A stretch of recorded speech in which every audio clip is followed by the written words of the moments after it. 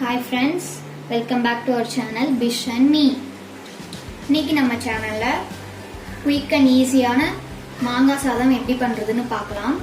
இது வந்து லஞ்சுக்கு அப்புறம் மார்னிங் பிரேக்ஃபாஸ்ட்க்கெல்லாம் நல்லா இருக்கும், சாப்பிடலாம்.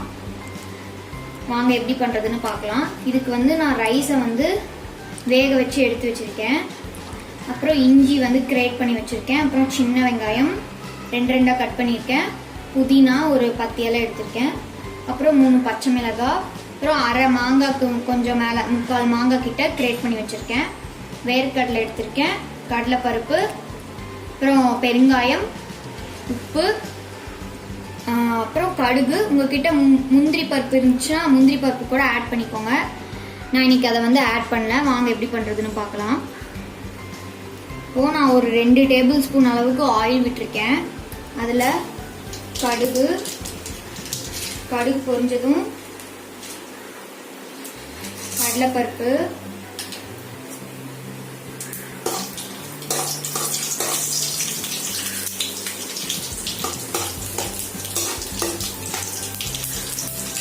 கடலைப்பருப்பு வந்து ரொம்ப ரெட் ஆகணும்னு தேவையில்லை, கொஞ்சம் ஒரு 30 செகண்ட்ஸ் விட்டா போதும். அப்புறம் வேர்க்கடலை ஆட் பண்ணிக்கிறேன். அப்புறம் இது கூடவே இஞ்சி கிரேட் பண்ணி வச்சுருங்க, அதை ஆட் பண்ணிக்கிறேன்.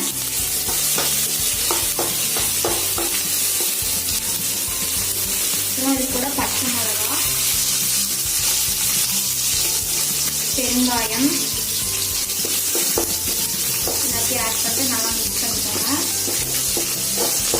ஒரு 1 மினிட் ஃப்ரை ஆகும்.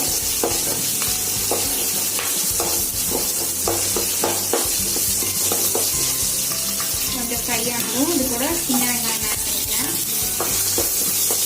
சின்ன வெங்காயம் போட்டால் சாப்பிடும்போது நல்லா க்ரன்ச்சியாக இருக்கும், அதனால சின்ன வெங்காயம் ஆட் பண்ணிக்கிறேன்.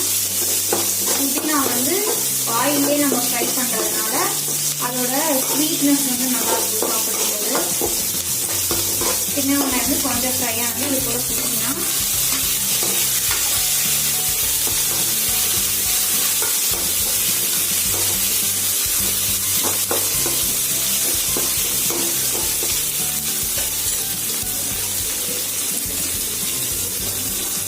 அப்புறம் இது கூட சும்மா கலருக்காக கொஞ்சமாக மஞ்சள் ஆட் பண்ணிக்கிறேன்.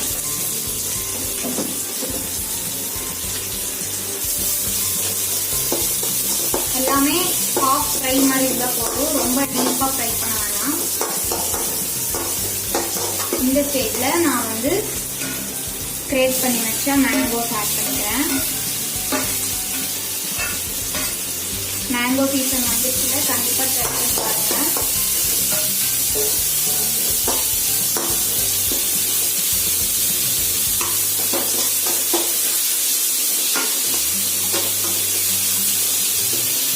இப்போ நான் வந்து சாப்பாடுல இன்னைக்கு சால்ட் போடாம தான் வேக வச்சுருக்கேன். ஸோ எல்லாத்துக்கும் தேவையான மொத்தமாக எவ்வளோ சால்ட் வேணுமோ அவ்வளோ சால்ட்டை நம்ம இன்னைக்கு ஆட் பண்ணிக்கலாம். இப்போ ஆட் பண்ணிக்கலாம்.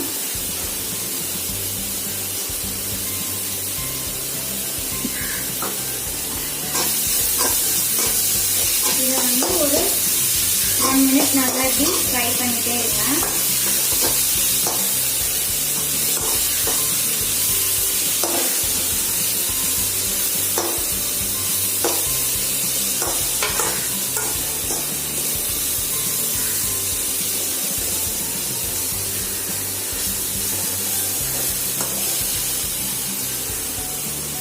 இப்போ பார்த்தீங்கன்னா கொஞ்சம் குக் ஆயிடுச்சு. இப்போ இந்த ஸ்டேஜில் நம்ம எடுத்து வச்சிருக்க ரைஸ் வந்து ஆட் பண்ணிக்கலாம்.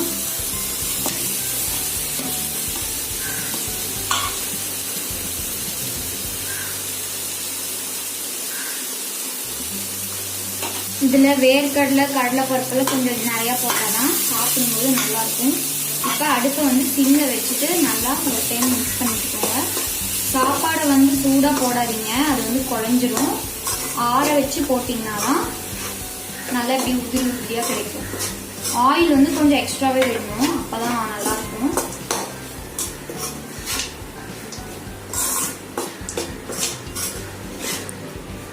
மேலே மேலே லாஸ்ட்டாக கொத்தமல்லி இலை தூவி, இன்னைக்கு என்கிட்ட கொத்தமல்லி இலை இல்லை, அதனால் நான் வந்து போடல.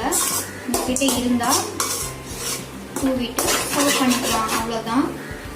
5 மினிட்ஸில் நம்மக்கிட்ட வடித்த சாப்பாடு இருந்துச்சுன்னா 5 மினிட்ஸில் நமக்கு லஞ்ச் ரெடி ஆயிடுச்சு.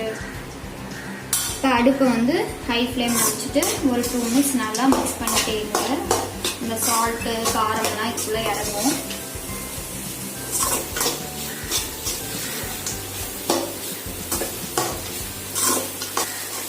இப்போ நமக்கு ஒரு 2 மினிட்ஸ் ஆயிடுச்சு. அவ்வளோதான். அடுப்பை ஆஃப் பண்ணிக்கலாம். நம்ம சர்விங் பிளேட்டில் வச்சு சர்வ் பண்ணிக்கலாம்.